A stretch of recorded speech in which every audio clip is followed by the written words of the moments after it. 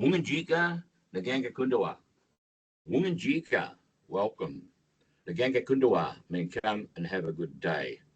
I'd like to welcome you on the land of the Wurundjeri people. The Wurundjeri people are part of the Kulin Nation. The Wurundjeri people are the custodians of the land. We don't own the land. We belong to the land. We come from the land. So I say, this is my country.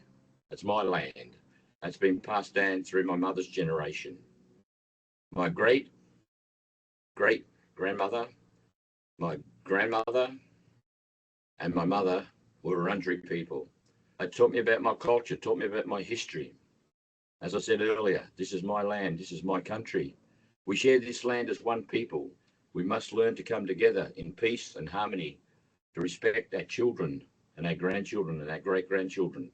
By coming together like we have this morning, it's all about children's protection, looking after children, caring for children. Today, I'd like to welcome you. Today also, we say my country, we say your country too. You live on this country, we say we share this land as one people. We must learn to come together in harmony and peace, to love and to respect one another. So the Wurundjeri people come from Lake Eildon, right down as far as Mordialli Creek. We met up with the Bunurong people and we intermarried and traded with the Bunurong. The Bunurong people are our relations. Then we moved down to Werribee River and intermarried into the Weatherong people. The Weatherong people are our relations. Then we moved up as far as Bacchus Marsh and intermarried into the Judgerong people. Then we went to Wood End up to Yea River, then married into the Tungarong people. So you had 5 groups of the Kulin Nation.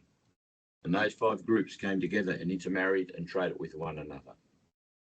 I'd like to sing a song in my language to welcome you upon Wurundjeri country and the Kulin Nation country and your country.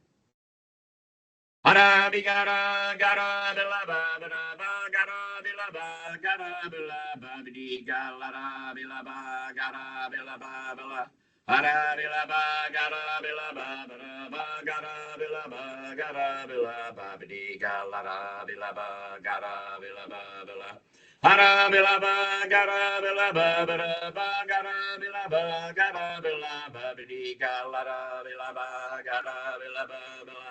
Hara bilaba, gara bilaba, bilaba, gara bilaba, gara bilaba, bidiga, lara bilaba, hara bilaba, bila.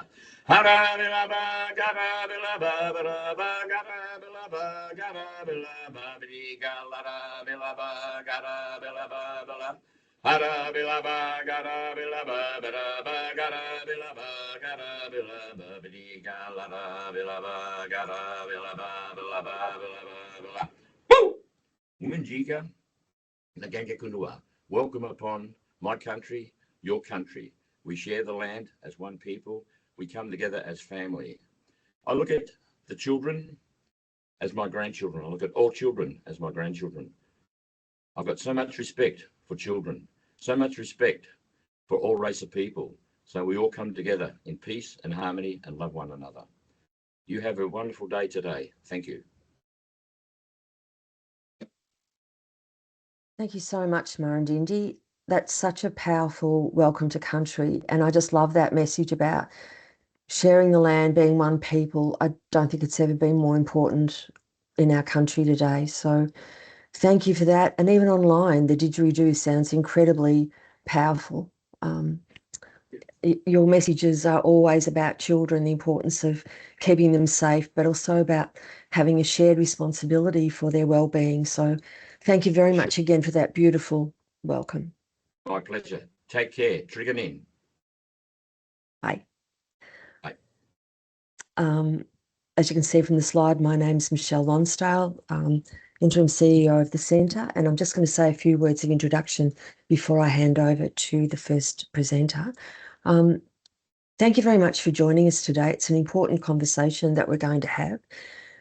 I'd like to begin by just acknowledging that I'm on Wurundjeri land this morning, land that was never ceded. I'd like to pay my respects to elders past and present, to Aboriginal colleagues in the room this morning. We've seen in the media in recent months and years some of the significant challenges that are confronting the early years sector when it comes to keeping children safe and nurtured and safe from harm.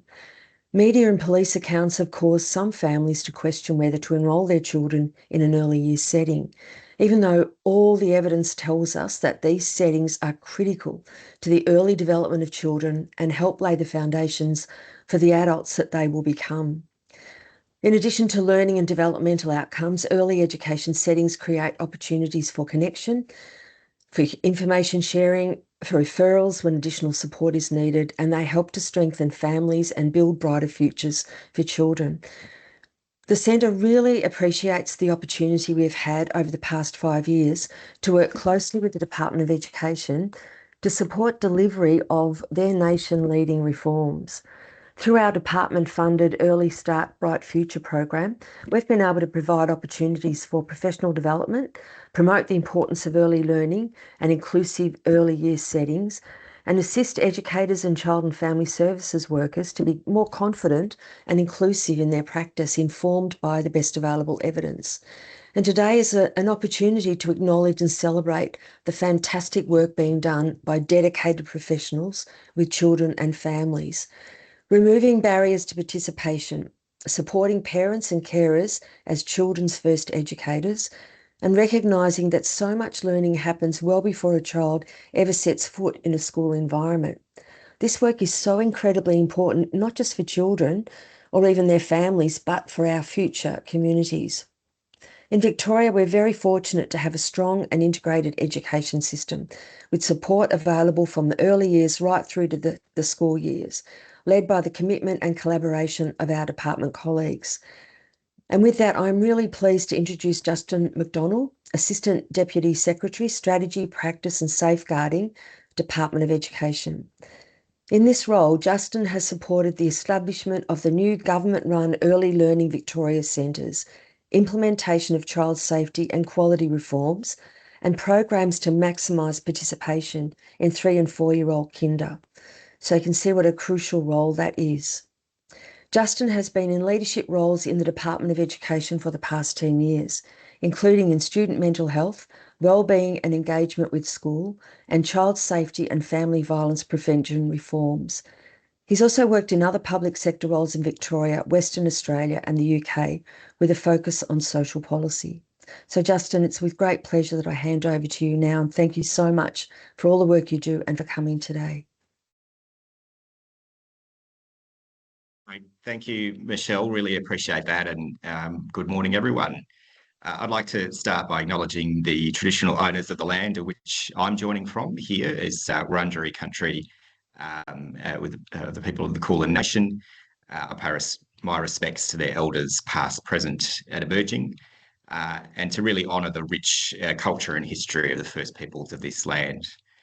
I'd also like to extend that respect to elders and First Nations colleagues who are with us today.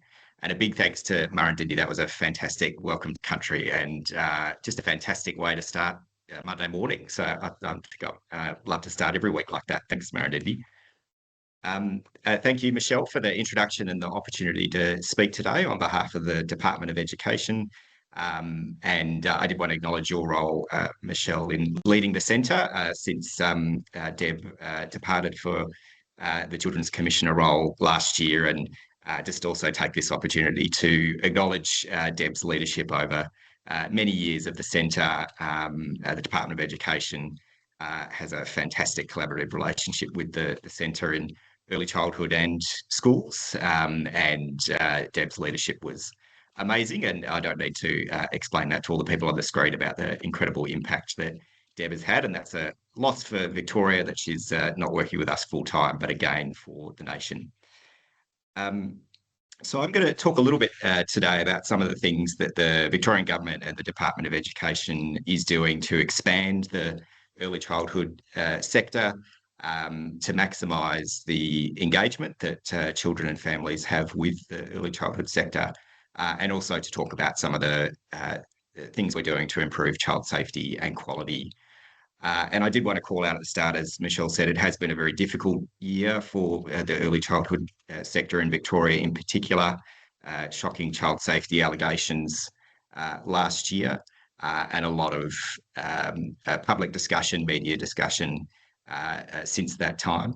And a lot of reform that has been developed in rapid pace and is being implemented now, which it involves a significant amount of work. So I did want to start by calling out at the very start that the types of allegations and that were surfaced last year really in no way represent the sector as a whole, and the dedicated professionals that are working every day, and that are deeply committed to child safety and quality and children's learning, and who have watched as their sector has come under a bit of scrutiny and public conversation. But I did want to acknowledge up front that those are anomalies rather than the norm, those allegations. So just like to talk a little bit about some of the key features of what's called the Best Start, Best Life reforms, or essentially the work that the government's investing in and the department's doing to expand access to 3- and 4-year-old kindergarten across the state. And as Michelle said, kindergarten is a really crucial place for learning, but it's also a really a key point for linking families to key support services. Many act as a hub, whether formally acknowledged or just in practice as a place where many services, child and family services, are often present, connecting with families, or have a good relationship with services and get referrals from those kindergartens where families might need some extra support. So one of the key reforms has been free kinder, and that has been really to make a 3- and 4-year-old kindergarten free for Victorians to access. And 97% of services have taken up that offer, and it's benefiting more than 145,000 children. So it's been around for a number of years, and it has been a key mechanism to help remove that financial barrier for families. And we really have seen that has helped to drive enrolment rates up to really high levels. 3-year-old kindergarten has been a big focus for a number of years now. So that has been increasing access to up to 15 hours across the state of funded kindergarten. That, as I'm sure many of you know, is based on the well-grounded evidence in the benefits of more access to early structured quality learning at that 3-year-old age. And the uptake of that has been incredible. And we're now seeing Victoria is offering an average of 14.4 hours a week, which is very close to the mark of the goal. And over 92% of eligible children are enrolled at that 3-year-old level, which again is quite significant and a big increase in just in a short number of years. There's also the pre-prep initiative, which not everyone kind of recognises that from the name, but essentially it's more hours of 4-year-old kindergarten. So moving towards up to 30 hours of funded 4-year-old kindergarten per week. And that's rolling out over the course of a number of years. It's currently present in 18 local government areas where services are taking that up and increasing their number of 4-year-old hours. But also importantly, from this year, there's access statewide for key cohorts. So some key cohorts of children and families don't need to wait for their LGA to start. And those children are Aboriginal and Torres Strait Islander children, children from refugee or asylum seeker backgrounds, and children who've had contact with child protection. So it's referred to as the pre-prep priority cohorts, but essentially it's those children being able to access wherever they are the extra hours of 4-year-old kindergarten.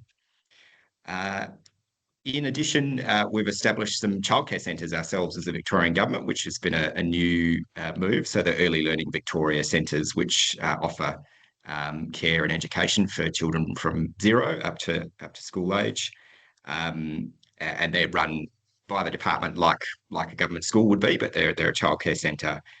The vast majority co-located with government primary schools. And 18 of those are open, the first 4 last year and the next 14 open this year. So that's an initiative that's already supporting around 1,000 families and is providing that childcare access and service, particularly in what's often referred to as childcare deserts, many in regional and rural areas and some in parts of Western Melbourne and Southern Melbourne that were underserved by the childcare market. So they're great opportunities. They're new and they're emerging, but they're great opportunities to showcase quality practice and also really good places for other services to come. So each of those Early Learning Victorian centres has a space dedicated and many other services are interacting with them. But as I said, not just expanding the sector, but really trying to put a focus on maximising engagement. So for children's enrolment and their attendance at kindergarten. So as part of that 3-year-old kindergarten, we've got the Early Start Kindergarten initiative and continues to be the critical entry point for priority cohorts known to child protection. And it's ensuring that children who stand the most to benefit receive early learning. It's something I know will be familiar to many people on this call, and it's really critical that the role that Child and Family Services play in identifying and referring 3-year-old children to that Early Start Kindergarten access. It really means it's reducing those barriers and really doing everything we can to get those children engaged and enrolled in 3-year-old. And we know from our data that attendance, that enrolment is increasing for that cohort. So that's a real credit to the efforts of everyone here. We have been quite focused on enrolment, so getting children and families to sign up for kindergarten, but we are increasingly focusing on attendance. So once children are enrolled, to have them attend consistently. It's something we talk about a lot in schools, and particularly for children in out-of-home care. We're very focused on their attendance, obviously in what is a compulsory attendance system in school. But we are now focusing more in kindergarten, and we're seeing some early results of more kindergartens reporting their attendance rates and some good results of attendance, even in the non-voluntary system of kindergarten. So that's something that we're quite focused on, and the work of the Early Start Bright Future team at the centre is critical to both enrolment and attendance, and focusing on the children out of home care and their engagement. Using things like the Early Years Finder, which is the key reference point to navigate to the right support. And I'd also like to shout out the role of the Department of Education Lookout teams, so particularly the early childhood learning advisors, whose key role is to connect children out of home care with kindergarten. So really encourage people, if you're not aware of your ECLA for Lookout, to make that connection and reach out in your local area. Kindergartens can also use school readiness funding to build capacity in their teaching teams. And there's many of those have a focus on resources focused on children with educational disadvantage. So I'd encourage also people to check out the school readiness funding menu for the supports available to kindergartens there. And in addition to that, we've got access to early learning, which links qualified facilitators with families of 3-year-old children who are experiencing complex circumstances. We've got flexible support packages, which provide access to additional short-term supports for children who have a background of complex trauma. And we also have culturally and linguistically diverse outreach officers in local councils, and they play a really important role in connecting with families who might have some language barriers or not be picking up some of the broader messages we have about engagement with kindergarten. So we have a range of things in place that are really trying to maximise both, we're not just expanding the system, but really trying to make sure that all children, including vulnerable children, are engaging with what is on offer. As I did say at the start, the last year has been difficult for the sector, and we have been doing a number of things to focus on safety and quality. There was a rapid child safety review that was conducted in July and August last year, and a significant amount of reform has come out of that. Probably most significantly, and I think a really good opportunity for the future, is the fact that in the Early Childhood National Law, which is a really critical piece of governing law for the sector, the safety, rights and best interests of children is now the paramount consideration. So it needs to be the number one thing that all in the sector are paying regard to, not just workers on the floor, but people into the corporate ownership structures and boards of private owners as well. So it is a new regulatory obligation. It's still probably the practical implementation is in its infancy, but it is a very clear signal on the focus that we want people to have in the sector. There's also a range of initiatives like the Early Childhood Worker Register, which is now up and running nationally, which is the best insight that regulators have had into the sector and its staff. New child safety training across the nation, and a lot of refreshed training in Victoria as well. And we've launched a partnership with Early Childhood Australia to be rolling out some more professional support sessions, so not just online training modules that people are doing, but really interactive sessions, both through webinars and across the state as well. So that's something that Early Childhood Australia are advertising at the moment. So I did want to acknowledge the significant amount of work that is happening across the sector to implement that. There's a lot of change being dealt with in a short space of time, but I think in the long run, it really has been a pivotal moment for the sector, moving from something where some of these issues may have been a little bit less clear or not as visible, but now they've certainly been surfaced, and as much as it has been a traumatic time, there's a really strong commitment across the sector to implementing change. So thank you for your time. I really appreciate the opportunity to speak to you, and I really want to just finish by recognising all of your fantastic work. There's no way that the early childhood education care sector could work in isolation. The work of Child and Family Services and ACOs and all the other allied services that work so hard to support families and get children to engage is just brilliant, and I really appreciate it. So I hope you have a fantastic morning this morning. Thanks, Michelle. Thank you, Justin. Yeah, it's a fabulous discussion I think that we're going to have today. So thank you for joining us as well. It is now my pleasure to introduce Professor Daryl Higgins, who is the Director of the Institute of Child Protection Studies at the Australian Catholic University. So his research focuses on child maltreatment, prevalence, impact and prevention, and he has led national studies on child safety and contributed to policy reform and evidence-based strategies for safeguarding and improving safety and well-being for children and young people. So thank you for joining us, Daryl. I'll just take these slides down and we'll pop some slides up from Daryl. And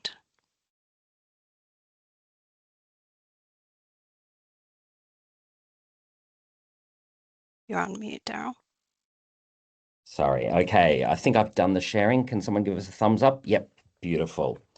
Yes, look, thanks, Michele, for that lovely welcome. It's a real pleasure to be here today for this forum. And I too would like to acknowledge the Wurundjeri people from whose lands I'm coming from today and pay my respects to elders past and present, and in particular, Murundjeri. That was a beautiful welcome, and it's lovely to have you share your culture so generously and warmly invite us into this space with you. So I really appreciate that, and want to acknowledge the wisdom of our First Nations colleagues in this space of child safety and well-being. So today I am going to talk around a number of projects that I've been involved with at the Institute of Child Protection Studies, and we are a small research unit focused on the safety and well-being of children, and have been doing a lot of work in the safeguarding space, including early childhood education and care.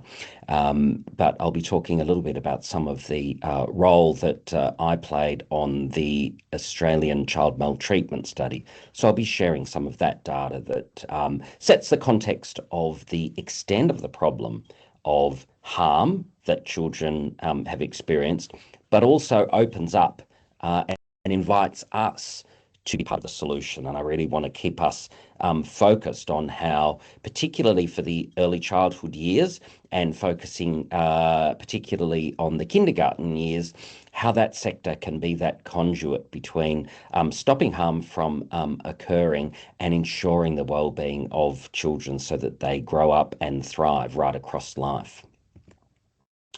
This is just a little bit more about the Institute of Child Protection Studies. You're welcome to go to our website and learn a little bit more about the range of different research projects and themes that our work addresses.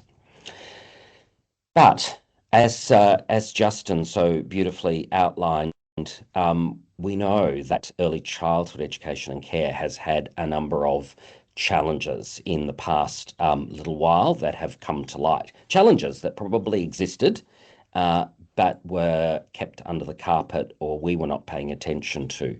And so early childhood education and care, including the kinder years, is really important, but we have to make sure that safety is front and centre. And so it's lovely to hear Justin provide the government's reassurance that this is really at the heart of the reforms and the investment opportunities that they are taking at the moment. And I have this same message when I talk to my colleagues, whether it's here at ACU or right across the country, talking to universities that are providing initial teacher education for the early childhood sector, that yes, safety has to be from the start for children early in life, but it also has to be for the workforce, you know, from that initial teacher education, from the start of their learning journey, right through professional development opportunities such as we are undertaking today. So it's really gratifying to me that the Centre for Excellence is providing this opportunity for us to all kind of sit together and think a little bit about what safety means for children and what our role is within this sector. So just to kind of go back a little bit and remind you of some of the reasons why this is not a new topic. even though it has been a really important part of the conversation in the public sphere last year, it's actually much earlier than that. People will remember the Royal Commission into Institutional Responses to Child Sexual Abuse, which ran from 2013 to 2017. It was a national Royal Commission. There were 57 case studies that they looked at. There was 409 recommendations that they handed down in their final report in mid-December 2017. But back right at the beginning, so I think it would have been 2013 from memory, the second case study that the Royal Commission undertook was of the YMCA and the particular early childhood educator whose name was Jonathan Lord. And there were myriad failures that case study identified. Things that will really resonate when we think about the things that were talked about last year and this year, when we continue to see these same issues emerging, where there were breaches of policy, where there was poor or inappropriate recruitment and screening of staff, where there was inadequate training on those policies, how to apply those policies. And so the particular case of Jonathan Lord was he was working in an early childhood centre run by the YMCA, but he was offering his services as an outside babysitter for the families that he was working with. So there was opportunities for grooming. And training on other policies such as use of cameras and photos and phones and so forth.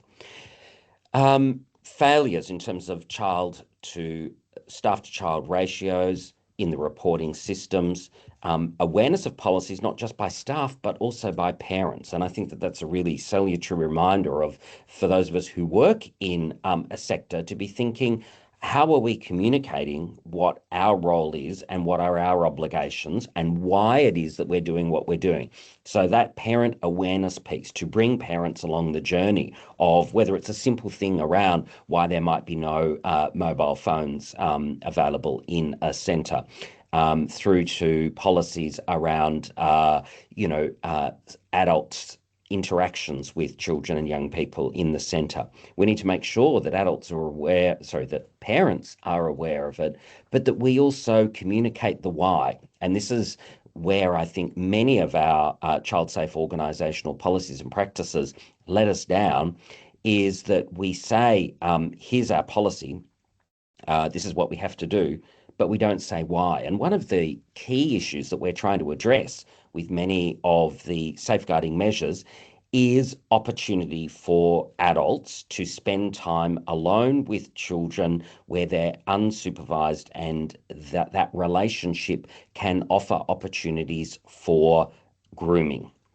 So we know that sexual abuse can be a one-off event, but very rarely. It's much more likely to build up over time, where an adult is using the trust that they have through that relationship with the child and also their family. And that certainly came out in the YMCA case study number 2 from the Royal Commission, was that opportunity for grooming everybody else in the organisation who thought that Jonathan was a lovely man who was being very helpful to a family that was doing it tough. And so he groomed his fellow workers. He groomed other parents in the community. He groomed the parents and, of course, the child who he ended up sexually abusing. And here's just a few other examples of some of the reports that have come out in recent years, focused on the challenges of safety in our early childhood years. So this is not new. This has been bubbling away since 2013. Justin made reference to this important safety review that the Victorian government undertook, published in August 2025. And many of those kind of key recommendations align with those things that we were seeing already in the Royal Commission findings, where we have to make sure that safety and the rights and best interest of children must be the paramount consideration. We have to have appropriate screening, and what we haven't had up until now is a national register for early childhood education and care workers. We need to strengthen all elements of the screening and recruitment processes. We also need an overhaul of the working with children and reportable conduct schemes. We need to have rigorous inspections and improved centre environments, including what's currently being trialled in terms of closed circuit television, but also supporting a better workforce and having greater transparency for parents.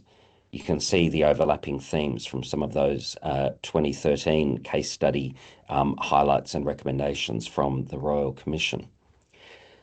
So I want to take a step back now and go, is this blown out of all proportion? Is the problem really as bad as these headlines are suggesting in terms of challenges to children's safety?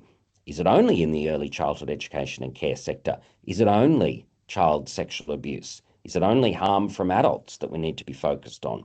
And I just want to give a couple of key snapshots from the Australian Child Maltreatment Study. I haven't got time to go into any detail here, but you can see the website address at the bottom there, www.acms.au.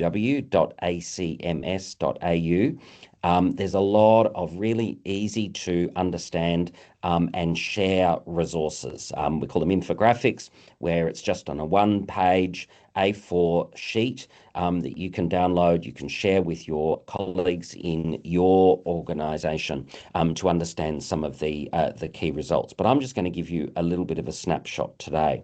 The study was led by distinguished Professor Ben Matthews from Queensland University of Technology.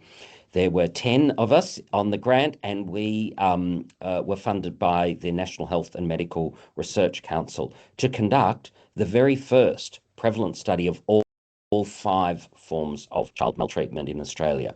So we didn't collect data from children, we collected data from adults, including young adults. So our youngest participants were aged 16 and over, and then the age groups went right up to people in their retirement years.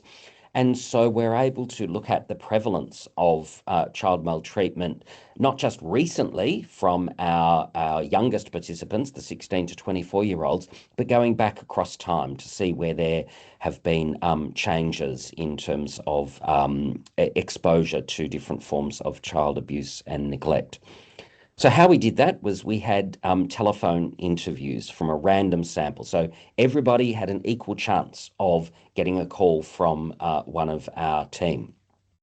It's large scale, so it's reliable and it's valid data. So 8,500 participants aged 16 and over took part. But as I said, we had a large proportion of those participants were young people aged 16 to 24. And that's because they're the ones whose childhoods were not that long ago.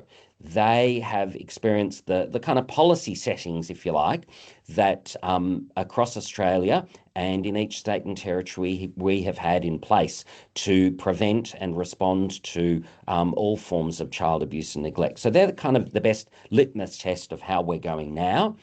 And then the older Australians, aged 25 and older, we had 1,000 in each of the different age deciles. So 25 to 34, we had 1,000, right up to 1,000 who were aged 65 and older. It's to tell whether there was any change in prevalence over time, but secondly, to also understand the wellbeing impacts.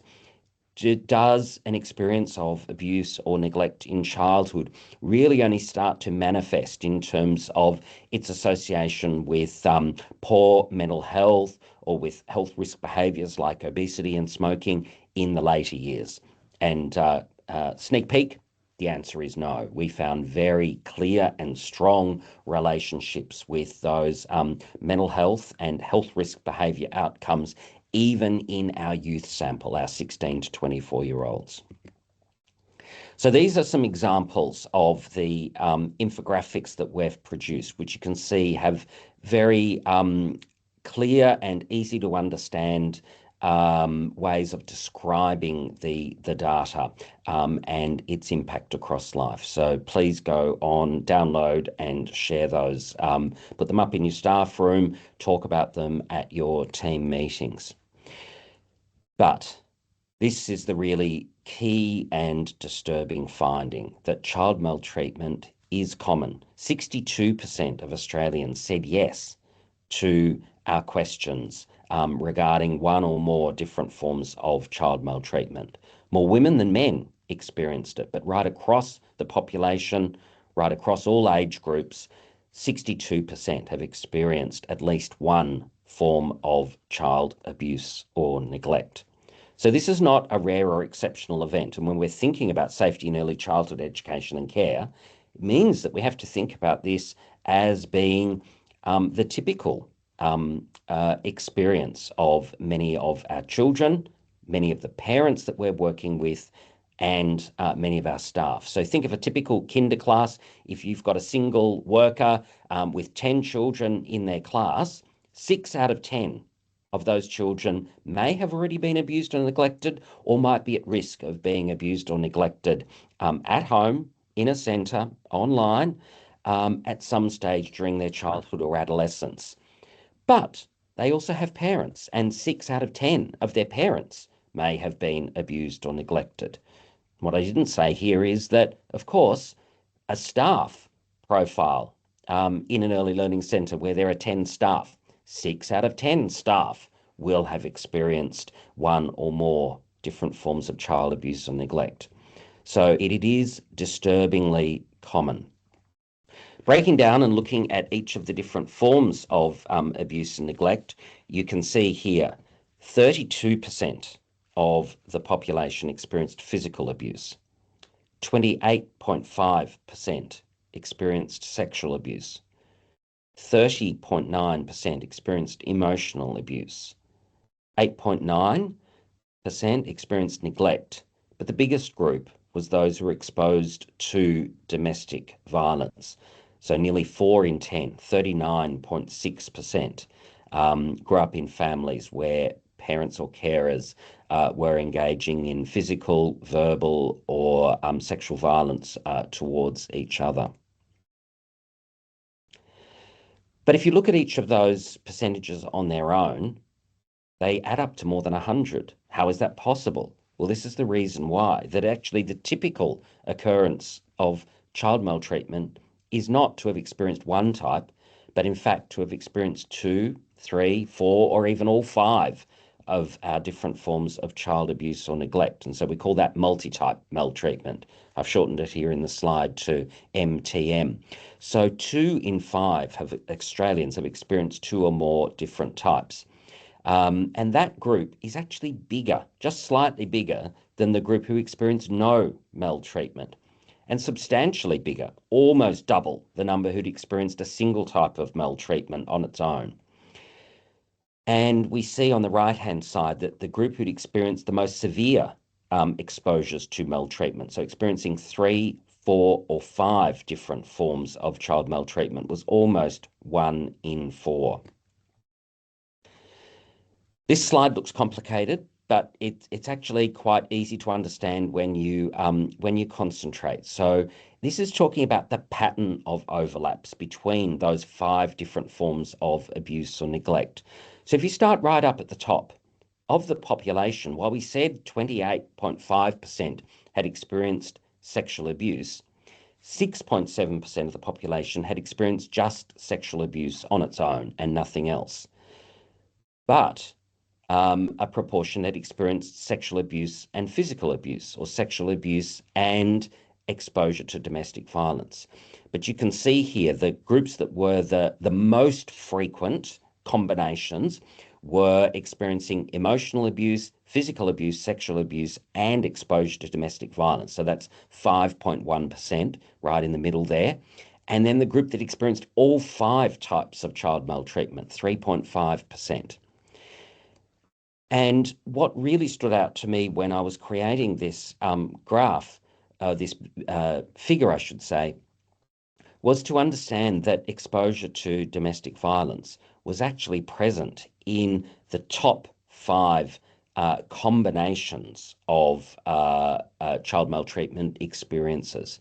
So if we want to try and have like a little canary in the coal mine, if you like, for what might be an indicator that children are experiencing multiple forms of child maltreatment, that is to see if they have experienced exposure to their parents or caregivers in the home, engaging in physical, verbal, sexual, financial violence towards each other, that is a good indication that they might be at risk of other forms of child maltreatment as well. So less than a quarter of those who'd experienced exposure to domestic violence experienced it on its own. So only 8.4% of the population, but it was nearly 40%, remember, that had experienced exposure to domestic violence. So more than 3 out of 4 people who'd experienced exposure to domestic violence had experienced it in combination with one or more of the other forms of child abuse or neglect. And I suspect that that's the presentation of harm that you might more easily be able to detect and get some insight into in the children at your kindergarten or early learning centre. So why were we so interested in the issue of multi-type maltreatment? Well, I've been working in this space for over 30 years. I began my research career trying to understand the likelihood that people might experience not just one, but multiple forms of child abuse or neglect, and trying to understand the family constellation that might surround that and that might indicate greater risk of exposure to multiple forms of child maltreatment. And in the Australian child maltreatment study data, we had these 4 adversities, family adversities, that people answered questions about. And so for each of these 4, what we found was more than twice the likelihood that they had experienced multiple forms of child maltreatment if they'd experienced one of these family-related adversities. So you can see on the top of the list there is parental separation or divorce, 2.01 times the likelihood that someone experienced multi-type maltreatment if they grew up in a family where there was separation or divorce. Even higher, 2.4 times the likelihood if they grew up with someone in the household, usually a parent, who was mentally ill, suicidal, or severely depressed.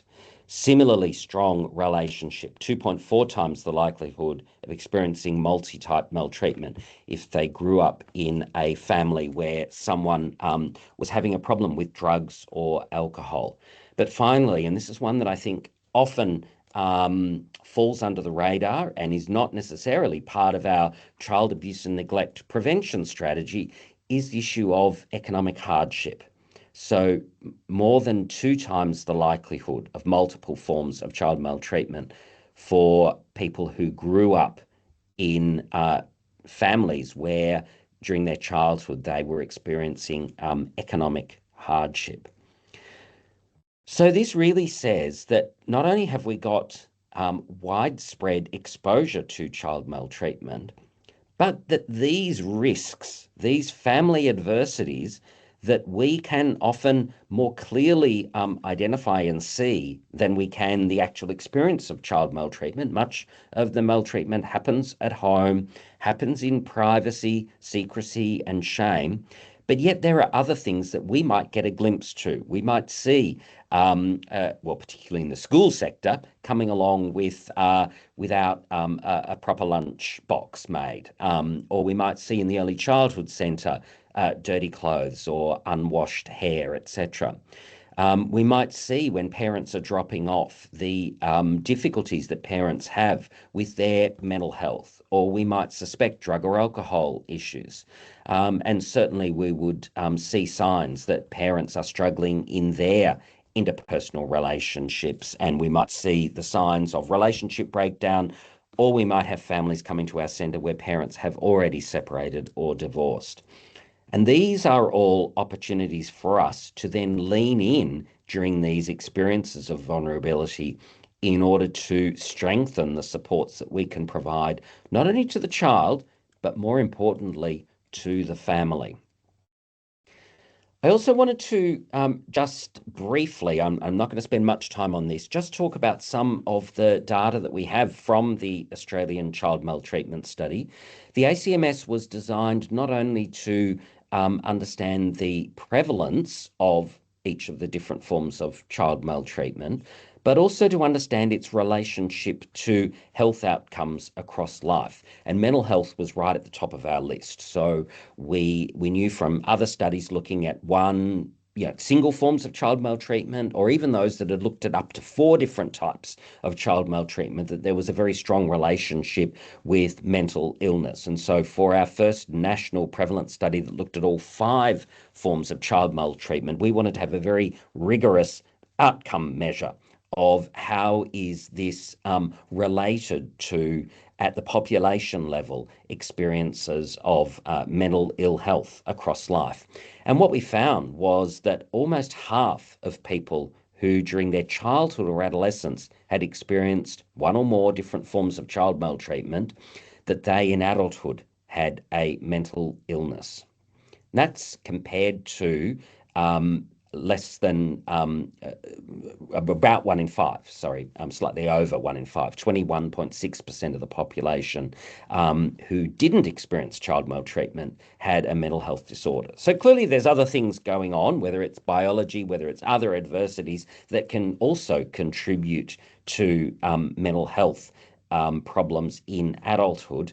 This very strong relationship with almost 2.5 times the likelihood of mental health shows that child maltreatment is a really significant contributor to what we recognise in Australia is a real problem with mental health, and gives us an opportunity in these early years to be thinking about, if we can play a role in supporting families, if we can create a role for ourselves to ensure that we're providing safe environments and aren't exposing children to harm in our services, then that's 2 really important factors that can lead to not only safety of children, but also well-being for them across their lives as they turn into young adults and older adults, that we will affect the population well-being profile of Australia going forward. So that's a really significant kind of burden and responsibility, but an amazing opportunity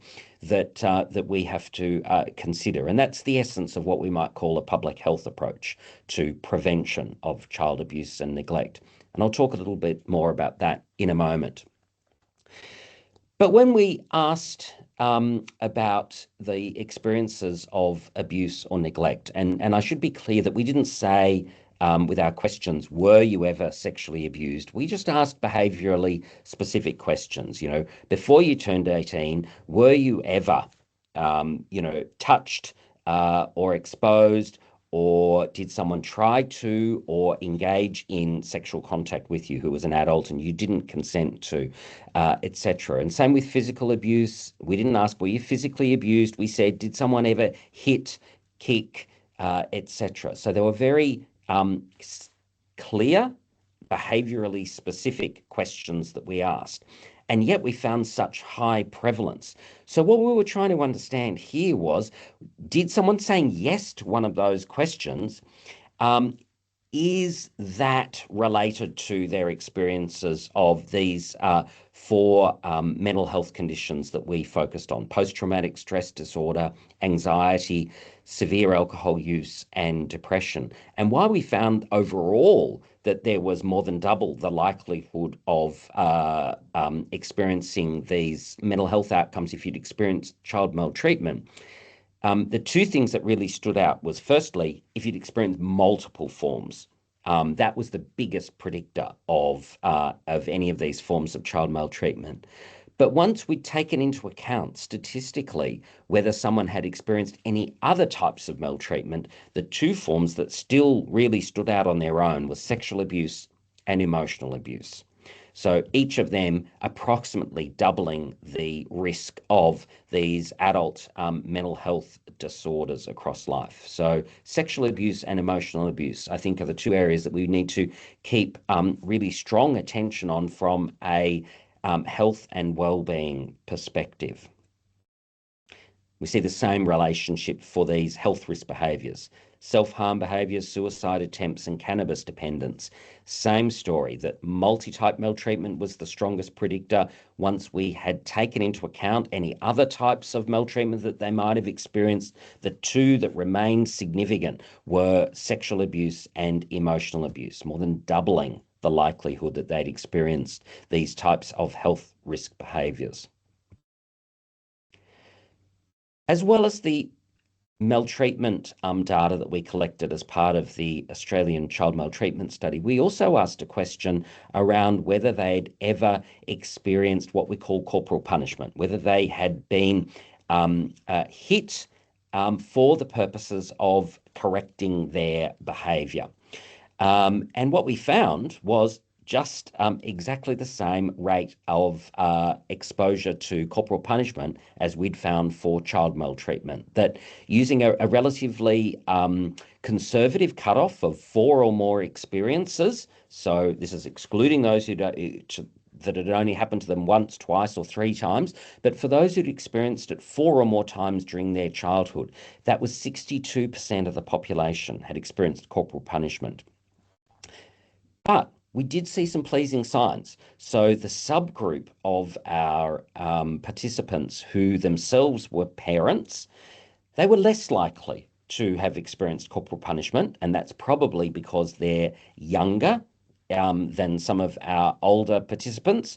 So people who were parents were less likely to have used corporal punishment, and 26%, so just over 1/4, felt that it was necessary to use, but that had really strongly declined across time. And you can see the graph there that for the oldest age group, that's the 65 plus, many of those, so over 60%, had felt that it was necessary to use corporal punishment. The sort of middle-aged group, it's starting to drop to in the 40% range, right down to the youngest Australians, the 16 to 24-year-olds, less than any other group. So I think it was just under 15% of the 16 to 24-year-olds felt that it was necessary for parents to use corporal punishment. So we're seeing really significant changes here. And again, a really important connection to the early childhood education and care sector is that we know that use of physical forms of discipline within an early childhood education and care sector is not only against children's right to safety, but it is illegal. So we need to then be able to find ways of sharing with parents why it is that this form of discipline is not used within their centre, particularly where parents may still have a belief that it's necessary for bringing up and raising children. They may be using it at home, and children may be experiencing this at home, even though we're providing safety for them in the centre. So it's a really important opportunity for us to be communicating with parents, both about the evidence of how using physical punishment is ineffective, that it doesn't lead to any positive outcomes for children. And there's plenty of evidence from the psychological literature about that. The only information that we have that's positive is we get immediate compliance, but not long-term compliance. We don't bring about empathy in children to understand why it is that they might have done the wrong thing, nor does it lead to any positive outcomes in terms of their general well-being. So turning back again to sexual abuse, and I want to kind of recognize that I'm trying to tell kind of 2 different parts of a story here. We're wanting to address sexual abuse within centres, so to ensure that children are not being groomed by adults or engaged in child sexual abusive behaviours from other children and young people as well. But we're also wanting to look at the opportunity for those early years to be able to work with parents and help support their engagement in safe practices at home. So there's kind of two parts to this story that I'm always going to keep kind of flipping backwards and forwards between. So focusing on sexual abuse prevention, and in particular within the early childhood years, to focus on how do we create safety. This is not new. Again, remembering that the Royal Commission handed down its findings almost 10 years ago now, but we've seen authors writing about comprehensive approaches to sexual abuse prevention. And I've just drawn on one example that I got from my bookshelf a little while ago. I've had it on my bookshelf for 30 years. And it says exactly the same things as we are saying now, that the Royal Commission has pointed out, and that the safety review into the early childhood years in Victoria has pointed out, that we need to have education for children. Now, the only difference I would say from what Con had said in 1990 was her focus was on educating adolescents and older children. I think that's the shift that we're now making, is that it shouldn't just be about older children. It actually should be from the early years, to teach about body safety, body integrity, about knowing body part correct names.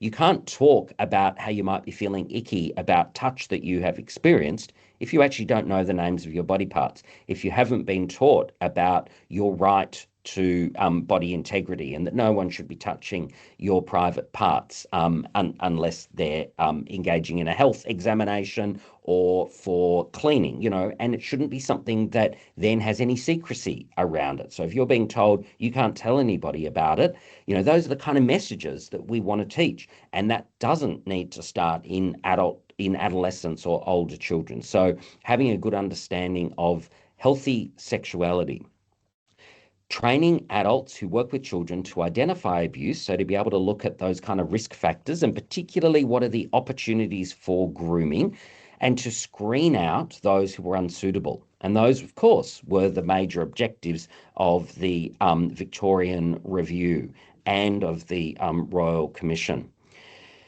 Prevention education goes alongside that issue of healthy sexuality. So knowing how to speak up if you're feeling unsure about what might have happened to you, to reach out for help, who are the safe people in your lives. But importantly, educating parents about what is appropriate and inappropriate touch, and how to react when they see the signs of inappropriate behaviour. And of course, many parents, the first thing they will do is to deny or downplay what they might have seen or what they might be hearing from their child. So we need to be able to equip parents with skills to be able to have conversations with their children, and also to be able to speak up. And one of the people that they are likely to feel most confident speaking up to is the kindergarten teacher, their early childhood education classroom teacher. That is the person who they might be seeing on a daily basis and feel most comfortable just raising a little concern about something that their child said at bath time or at bedtime the night before. Another aspect of comprehensive child sexual abuse prevention is educating the public. And that's messages for, adults and adolescents that it's a crime, it's a chronic problem, and certainly our ACMS data has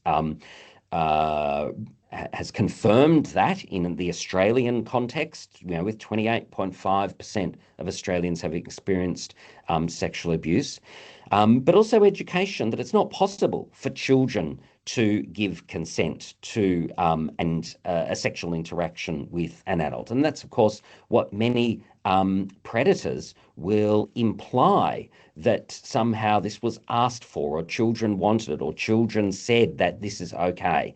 And that's simply not possible. And we also need to educate that children get hurt, that this is not trivial, that it does have consequences across life. And you can see from the data that I've presented about those mental health and health risk behaviours like self-harm, suicide behaviours that are associated with sexual abuse in particular.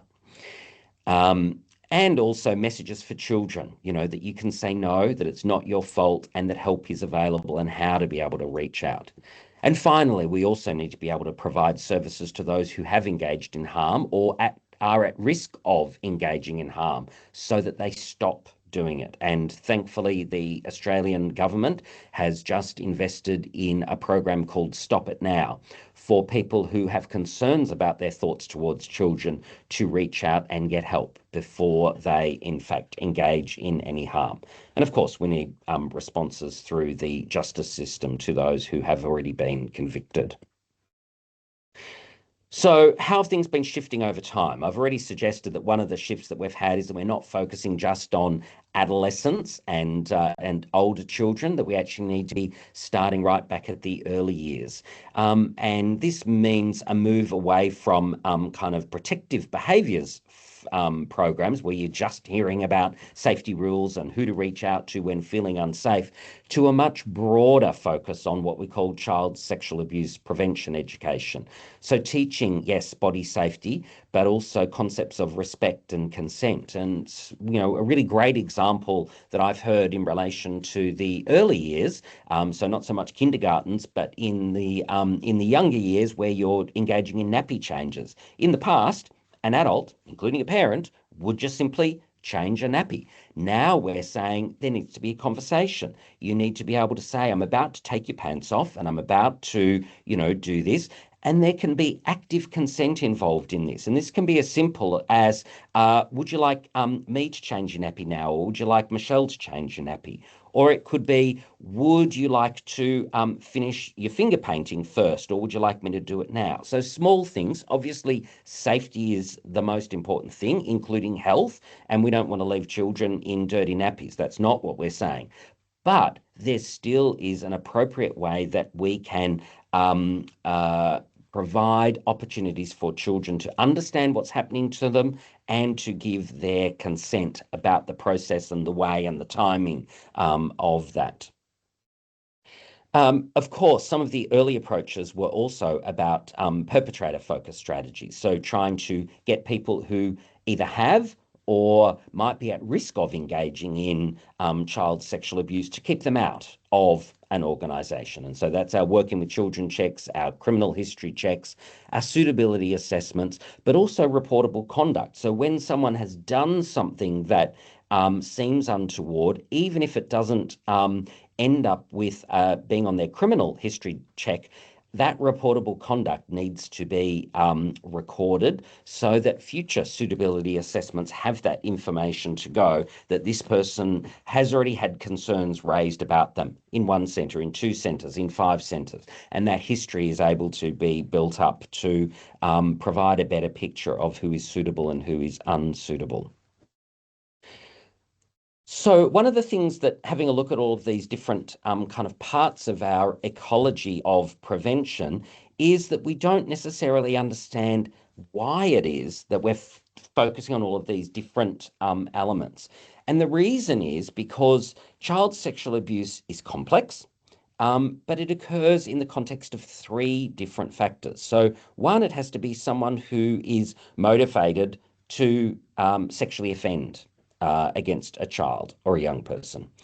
Secondly, it's vulnerability. And in some ways, every child is vulnerable due to their age, particularly in the early years. But then there are some children that have greater levels of vulnerability. And the examples that I gave before around children who were at greater risk of multi-type maltreatment were those who were living in economic impoverishment, with parents who'd separated or divorced, with parents where there was mental health or drug and alcohol issues. So those are just some examples of where there might be a vulnerability that is experienced by a child or a young person. But thirdly, and where I put most of my money when it comes to child sexual abuse prevention, is the issue of opportunity. Even if you have someone who is motivated to offend, even if you have someone who is vulnerable, it's very hard to engage in child sexual abuse behaviour if the opportunity is no longer there.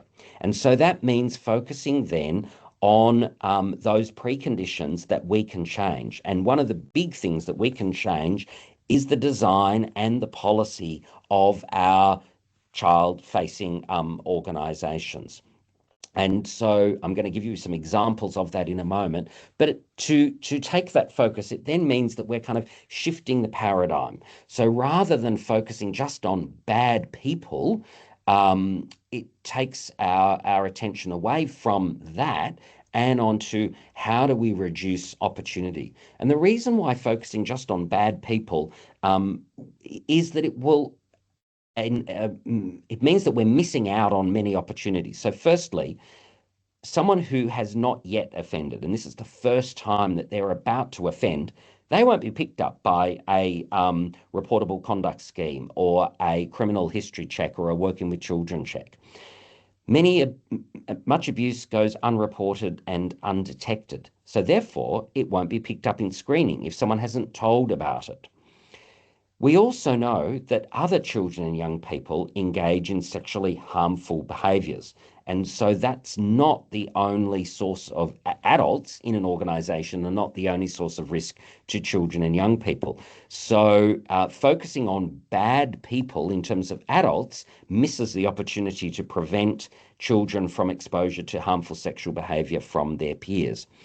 And so that focus on the individual ignores what we call the power of the situation. So how can we change both the physical environment, but also the cultural environment to make it much harder for abuse, whether it's from an adult or from another child, to occur?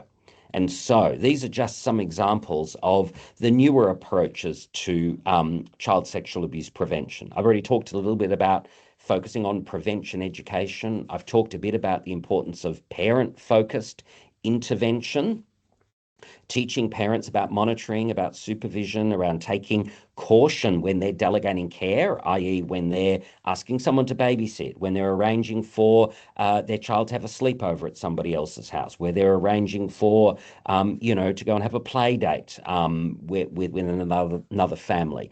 What are the things to look out for? What are the questions to ask? What are the contexts that you need to be considerate about?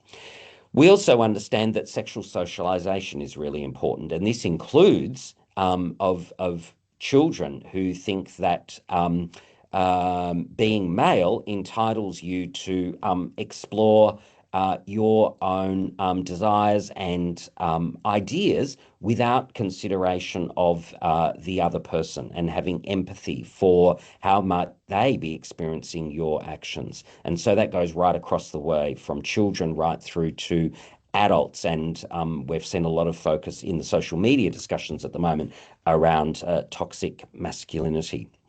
I mentioned before perpetrator interventions, but of course, coming from the Royal Commission into institutional responses to child sexual abuse, and also the betrayal of trust inquiry here in Victoria that was slightly ahead of the Royal Commission, we have here in Victoria the first child safe standards legislated. It's since been replicated in all jurisdictions other than WA. That's the last one to come on board.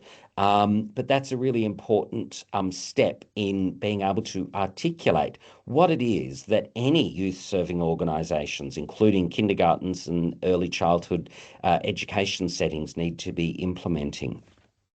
But a couple of the last two that I want to spend a little bit of time focusing on is situational crime prevention, which is about making the opportunities to offend much harder.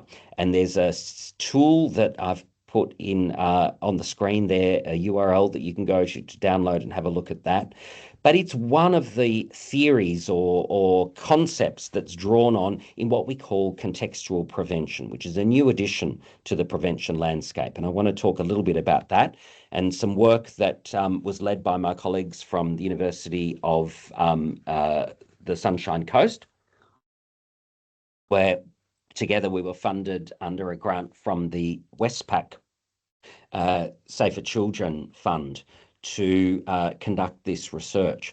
And what we were doing was understanding what contextual prevention looks like in child and family welfare service organisations. And so as part of that project, we came up with this definition. So contextual prevention of child sexual abuse is about prevention efforts that targets external factors.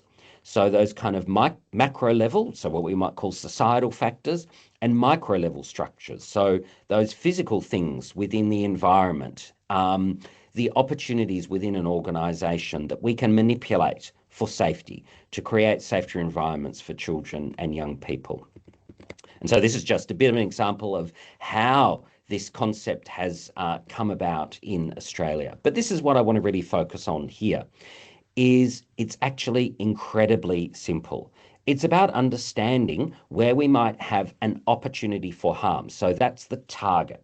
So the target in a school context might be that there's a lack of line of sight for adults while they're engaging in supervision at playtime. And so children behind the the back of the oval, or down behind the change sheds, or somewhere like that.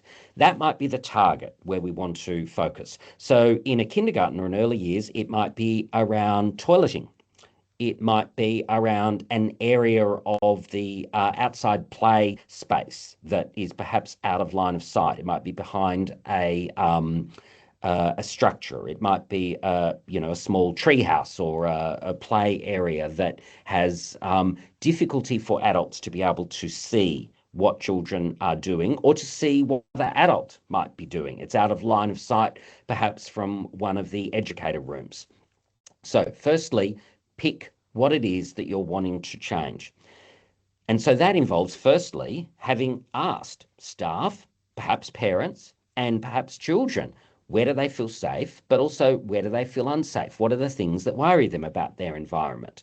So for a kindergarten, it might also be when they go on an external excursion. They go down to the local play park, or they go to the zoo, or to the local shopping centre, wherever it might be. That might be where children say they feel worried. It might be where parents say they feel worried. When you're back at the centre, everything's okay, but if you've got an off-site excursion, that's where I think there's some worry. So you pick a context, so just one.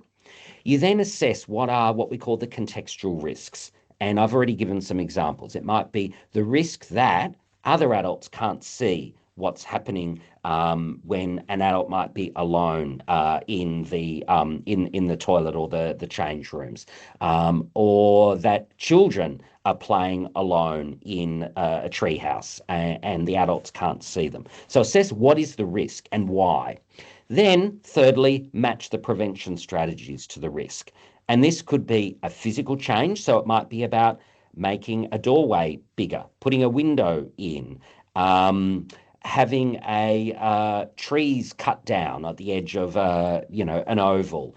There's a lot of different physical things that we can do, but it can also be a human intervention. So it might be that we always need to have two adults supervising this particular activity, or we need to change the location of the free play space so that there's a line of sight to an educator room and somebody else is also got eyes on while another class is out there engaging in free play. So matching the prevention strategy to the both the physical place that we're talking about and to, if you like, our policy. What's our human structures that we've put around how we do that piece of our work? Then, very simply, try it out, implement it. But it doesn't stop there. Then assess the risks within that setting. Has it actually led to the change that we wanted? Has it led to any unintended consequences? So sometimes we might say, well, we've made this change. Now it's really safe. And it's really safe because children don't go there anymore. And that's not what we want to have happen. We want to have children engaging appropriately in, whether it's outdoor spaces, free play, etc., etc. So we need to then assess and see whether it's had the desired effect. And then we start the cycle again. We might pick a new risk, or it might be an adapted risk. Now that we've done something, we realize there's a new risk that has emerged and we want to do that. So this is just a cycle of ongoing learning to ensure that our contexts are always being thought about. And here's just some tools that you can download that just talk through with some examples of what I have just gone through with you today about how to apply contextual prevention within your organisation or entity. So focusing on what it is that we can do to ensure safety, we also have to make sure that as adults that we are building up our own capability, and engaging in conversations like today is an example of, professional development and adult learning that builds your knowledge, that you can go and share with others who are working with you in your organisation. So based on the Royal Commission's 409 recommendations, which we at ACU felt was going to be hard for any organisation to get across and implement, we needed to be able to collapse those down into 6 really important themes that encapsulate what are the capabilities that adults working in any child-facing organisation need to have. And there, you can see the link there. You can go and download those. It's a useful kind of ready reckoner, if you like, for checking how are we going with ensuring staff have the knowledge, the skills, and the confidence to be able to kind of take these actions. So as I say, it covers things like the nature of abuse and risk factors, child-safe organisational cultures and governance, risk management strategies, so what I just talked through around identifying contextual risks and using contextual prevention strategies to address those is a very clear example of putting in place the capability that adults need around risk management strategies. Participation of children and young people. So again, part of that contextual safeguarding is understanding from young people where it is that they feel unsure. And of course, educators in a kindergarten space will be hearing all the time from young people around what's upsetting them, what's making them feel happy, but also what's making them feel worried, and being able to pay attention and be attuned to the emotional valence, if you like, of children's conversations is really important. And then I've mentioned many times the importance of education, whether it be about body parts, about respect, about consent, and teaching prevention concepts. And then finally, about responsive care and support. And that goes right across the population, that when children have been harmed, we need to make sure that they are getting the therapeutic support that they need to reduce the likelihood of the mental health and other well-being impacts across life. So sometimes, particularly when I talk to the early childhood education and care sector, I get the feeling that everyone is kind of on board with these, but thinks, but we've got so much else to do. That's, this is not core business for us. What we're trying to do is look at the developmental outcomes of children. We've got so much, to deal with our pedagogy of teaching and learning and so forth. And yet, what I would argue, if you actually look at what are the kind of priorities within the early childhood education and care sector, how could safety not be at the top? And it was really pleasing to hear from Justin McDonnell already this morning, emphasising from a government perspective that this is the case. So building and creating child-centred and child-friendly environments, being attuned to children's needs and forging safe and trusting relationships, ones that are not characterised by secrecy, but ones that are open and shared. Articulation of expectation of adults. So if you expect that the educators in your centre are acting in particular ways, whether it's concrete things like not taking personal mobile phones onto the floor, we need to be clear about that. Whether it's about speaking up if they see another staff member who hasn't followed a code of conduct, and might be using their own personal mobile phone on the floor, if that in fact is the policy. So being able to articulate those expectations, that we do speak up, that we raise concerns, etc. Guidance on pro-social behaviour. So many in the school sector have been saying this, but increasingly I'm hearing it more and more in the early childhood sector, is how do we deal with children's challenging behaviours? And so that really is the heart of other forms of child maltreatment prevention, is learning non-violent, non-coercive discipline practices and being able to share those with parents so that they can take them home and use them outside of the early learning centre, is one of those ways that we can ensure that children are not exposed either to corporal punishment or to any form of physical or emotional abuse. We want to be able to support good, effective emotion regulation for children, but of course also for educators. If we are not in control of our own emotions, it's going to be very hard to be there in the moment and support children as they are experiencing their challenges, their tantrums, etc. And we want to create a culture of respect and responsiveness to concerns, promote body autonomy, consent, and respect. So I know we're almost out of time, and Michele, please do call me up if I'm going a little bit too long, but I want to just finish off with some implications. So these are resources. I've used ones from Queensland just because I gave a presentation similar to this in Queensland recently. Victoria has some fantastic resources.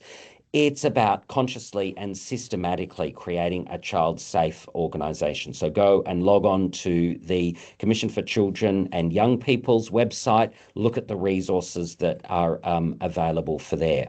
Again, Queensland is the most recent state to legislate child-safe organisation. Victoria has been on that path for almost 10 years. It was 2016 when our legislation first came into place.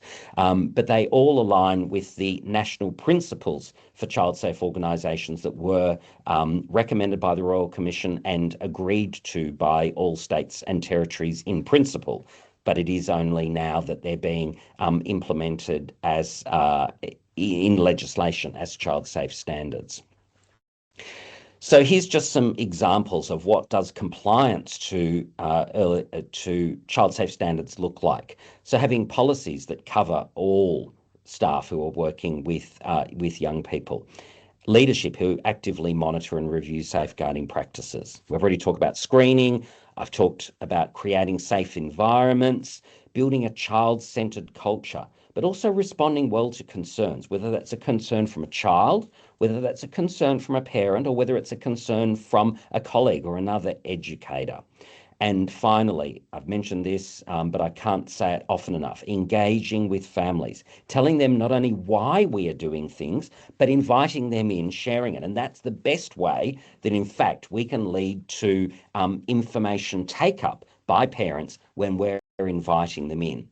And together, this weaves what I call a tapestry of prevention, where we're focusing on the environment in the early childhood centre, where we're focusing on our policies and procedures, so not just the physical environment, but the kind of culture, how we do things in our centre, but building up those protective factors that in fact can have impacts well beyond the four walls of our kindergarten or early learning centre.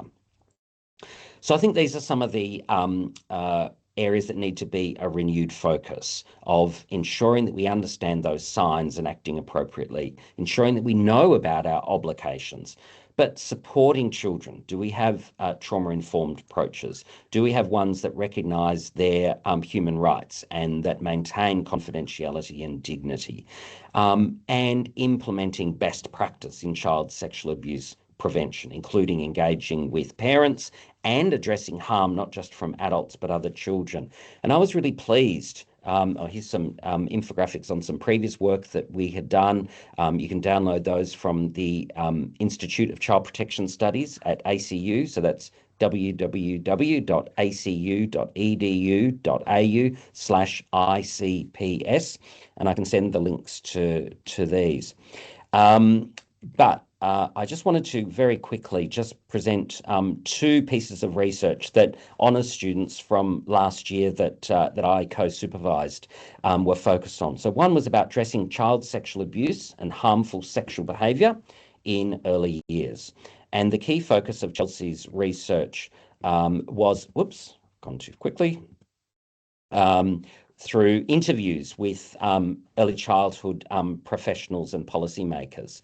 So she had 9 themes that really focused around the importance of staff training, the importance of creating a safety culture, having transparency, but also systematic adult responsibility. So it's the adults in the space that need to take responsibility.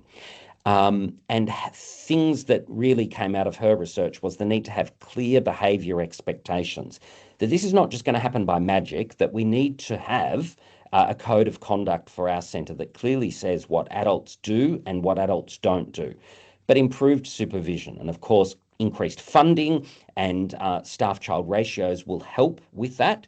But we actually have to say why we want to have those increased supervision practices. What are the things that we're trying to address, and have open communication to reduce harm opportunities.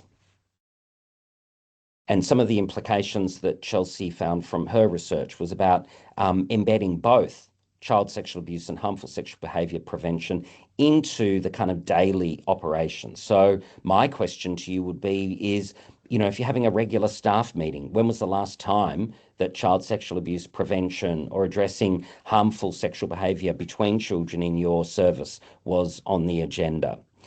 Empowering adults and children, obviously, improving the environment, such as the contextual prevention strategies, but also supportive policies and leadership. So making sure that we are supporting leaders to provide that kind of policy and oversight, and that they encourage speaking up and provision of ongoing prevention training. And then finally, Donio, another of my honours students last year, looked at engaging parents in child sexual abuse prevention in the early years. And so he heard from 10 parents and 5 professionals. And some of the key themes that emerged was that there were barriers to engagement in prevention education. So it could be about stigma and fear of the discussion, and logistical challenges that limit open discussion and parental participation in prevention initiatives. But also facilitators and resources that would help to address those is having trustworthy professionals, and clearly early childhood education leaders, educators were really key to that. But having inclusive resources that the sector can share with parents as part of that knowledge transfer was seen as being a really important facilitator that needs to be provided and leaned into. But also recognising the double-edged sword of the media focus on child safety, that it can be an awareness tool, but it can also be a source of misinformation when it creates fear but doesn't actually provide a source of action. So that's it. There's a number of resources here, and I'm happy to share the slides, but I think the real kind of key impacts is that we know that the key take home is that child abuse and neglect are common, they have long-term impacts, but that the early years are really critical frontline environments, and providing early support matters. We need to be able to adopt trauma-informed practices within our early learning centres, and we need to also recognise staff wellbeing important. It's challenging work, and particularly if 62% of our workforce has also experienced child abuse or neglect themselves, that lived experience has to be acknowledged and supported. So driving prevention, it has to happen across the population, and the early years sector is a great way of getting to the majority of parents. Here's some resources that really focus on what we need to do to be able to address child abuse and neglect across the population from a public health perspective. So focusing on the known risk factors, using whole of population strategies like platforms such as the early years sector, intervening early, using evidence-based strategies. So providing access to evidence-based parenting programs is a really good example. Where to base delivery, the key answer there for you is the early learning centres are a great way, and making sure that we're building in sustainability through community mobilisation, and parent engagement is really key to that. We also have to think, what have we done well in the past? So tobacco-related lung cancer, we're doing really well with, because we know what the risk factors are, we know what the protective factors, we've got some really clear enablers like bans on advertising, brand name packaging being rolled out, being eliminated, bans, passive smoking, etc., all leading to reduction of smoking. Same with car safety and road safety, where we know the risk factors such as speeding, drink driving. We've got the tools to be able to do that. So we have to kind of take the analogy of what we're doing in other public health campaigns and apply it to the issue of child abuse and neglect prevention, including child sexual abuse. And here's just one example of some Australian research using a low intensity evidence-based parenting seminar to support the mental health and well-being of children and families, where it works. So it doesn't have to be high intensity, but it really does remind us that these kind of key implications are where we need to put our efforts around recognising the lived experience of the children in our centres and of our staff and of our families. Enabling services to better support those who have already been harmed by abuse and neglect, and to address the risk factors that parents face, such as parents who have experienced separation or divorce, parents who have mental ill health or substance misuse, or experiencing economic hardship. If we don't get the supports to them, then children will remain at risk. And so how are we as a service sector identifying these risks and reaching out and engaging with these supports in ways that are non-stigmatizing and accessible? And finally, I've said this multiple times, how do we become a primary prevention workforce that uses evidence-based strategies to create safety, not just in early learning centres, but in the home, and engaging parents to learn the strategies of suitability assessment, situational risk assessment, and importantly, equipping children with knowledge about their bodies, about sex, about consent, and how to respond to children's concerns appropriate to their age. And so for the early years, we need to start this conversation so it's not just high schools having to deliver consent and respect education for the first time, that we're actually laying the foundation. So I'm out of time, so I'm going to stop sharing and hand back to you, Michele. Thanks, Daryl. Incredible, presentation, a lot of information. I might give you a couple of quick questions. And again, I think some of them are big questions, so we could probably spend another hour or so answering them. But maybe the first one, based on your research, are there significant long-term benefits for children in terms of engaging in a kindergarten program or early learning program, particularly those children who might experience early adversity? Yeah, so that's not my particular personal area of research, but I am aware of the research, and absolutely there's strong evidence that being able to engage in early learning does address that. And I know that Justin, in his opening remarks, said that that's one of the reasons why there's been prioritisation of children who are experiencing vulnerabilities, so those who've already come in contact with the child protection system, those who are in out-of-home care, that when we get those access points right to support, that we're able to increase the not just the safety, but the well-being of children. Setting them up for lifelong learning. How will children do at school if we actually haven't set the foundation of good, emotion regulation? I think that's one of the kind of essential parts, if you like, of the early childhood sector, of how to foster curiosity, but also manage and support children who have those big emotions, and that's part of growing up in a really delightful and exciting but challenging role that the early years sector can play. Fantastic. I might ask one more question from the list before we wind up.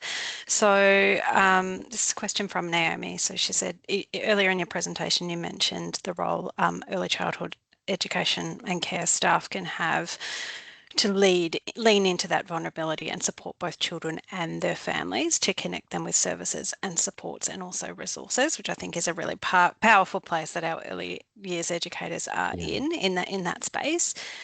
The question, I guess, is, can you give some examples about how educators might use some of that data that you've presented today to embed that in conversations with not only within their staff group, but also with parents as well? Yeah. So I suppose the first thing is the attitude that we come to. So if I'm an educator and I'm, standing at the front door and dealing with drop off or pickup, if I have in my mind, that 6 out of 10 children that I'm, that are going to be deposited into my care for today might already be abused or neglected or at risk of having that in the rest of their childhood. If I, shake hands with parents as they come and drop off and recognize that 6 out of 10 of them have probably already experienced it, then I have a different attitude of how can I intervene to create safety. So to recognize that parents might not have had those positive building blocks of learning what are evidence-based parenting strategies. So one of the clearest examples that I would say is, how do you manage to communicate with a parent why it is that you engage in the kind of emotion regulation or behavior management strategy that you're engaging in your sector? Why is it that you don't shout and yell? Why is it that you don't use physical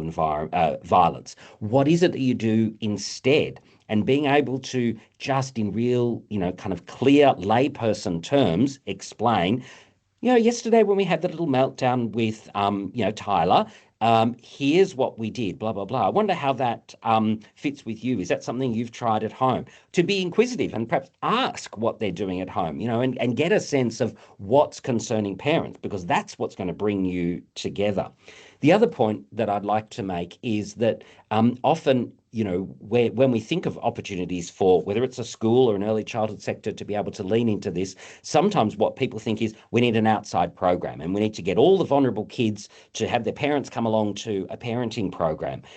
The risk is, are we just making it stigmatizing? So it actually has to be something that everybody is part of, because I have never met a family, and I'm speaking personally here, that couldn't benefit from support from somebody else, encouraging the good things, motivating you to do more of those, and perhaps adjusting and tweaking some things where you could learn to, do even better. Bit of self-reflection.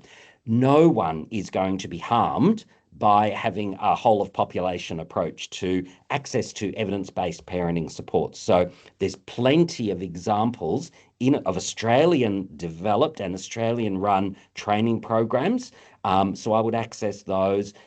There's plenty of resources on the Raising Children network that are evidence-based around how to raise children. So lean into those, share those, have a printout of some things from the Raising Children network to be able to assist in those conversations.